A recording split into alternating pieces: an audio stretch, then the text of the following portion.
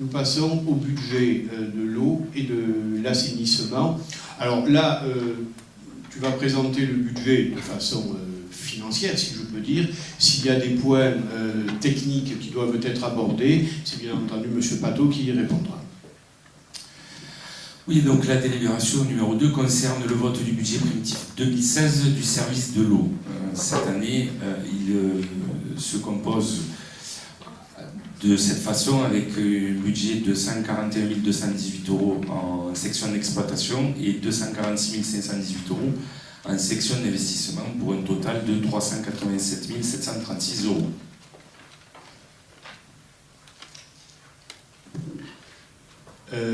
Gérard, est-ce que tu veux d'ores et déjà donner des détails ou c'est dans le cadre de questions? Peut-être dans le cadre de questions. Alors, des questions à poser sur le budget de l'eau? Non? Pas de questions? Ça sert à rien. Ah bon, alors si ça ne sert à rien, ce sera vraiment le seul conseil municipal où on a une position de cette sorte. Si ça ne sert à rien, Gérard, oui? C'est pas que ça sert à rien d'avoir une opposition de cette sorte, c'est juste qu'on a un adjoint aux finances qui nous met en avant un budget, on pose une question, dans 90% du temps, c'est vous qui répondez. Donc à un moment donné, moi je commence réellement à m'inquiéter le jour où vous n'allez plus être là parce qu'il y a le non-cumul des mandats à partir de l'année prochaine. Qui va nous répondre quand vous n'aurez plus l'occasion de répondre? Je commence à m'inquiéter.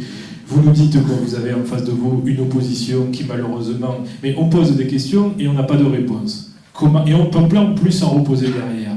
Dans ce cas-là, ne demandez plus à des questions. Premièrement, vous me flattez beaucoup, je ne suis pas irremplaçable. Alors ça, j'en suis convaincu Au vu de ça, je m'inquiète. depuis bien longtemps, et certainement pas par vous en tout cas.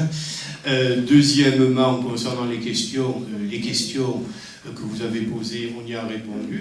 C'est vrai qu'à un moment donné, il y avait un flottement dans la réponse par rapport au le fait de relancer. Mais les règles que je vous impose à l'opposition, il faut bien que je les impose à ma majorité. Pardon Fabrice d'avoir été un peu...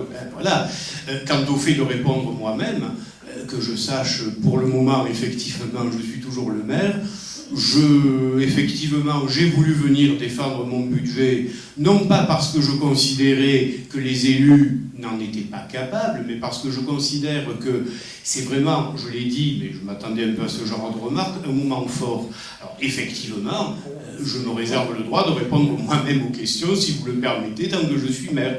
Effectivement, le jour où je ne serai plus maire, l'année prochaine, en 2020 ou beaucoup plus tard, on verra. D'autres me remplaceront et feront sans doute aussi bien. Je n'ai aucun souci de ce côté-là. Donc, pas de questions. Moi, je voudrais quand même que pour éclairer, et en tout cas bonifier un peu le débat, Gérard, tu donnes quelques éléments sur à quoi sert ce budget de l'eau et ensuite de l'assainissement. Bon, sur le budget de l'eau, il n'y a pas grand-chose à dire puisqu'il est normal par rapport aux autres années. Donc, ce budget, qui est le budget donc, annexe, donc, qui s'autogère, fait partie donc à des recettes et des dépenses, et ces dépenses servent à faire des renouvellements de conduite d'eau aux endroits où c'est nécessaire sur la commune. Par contre, si je peux parler de l'assainissement en même temps... Non.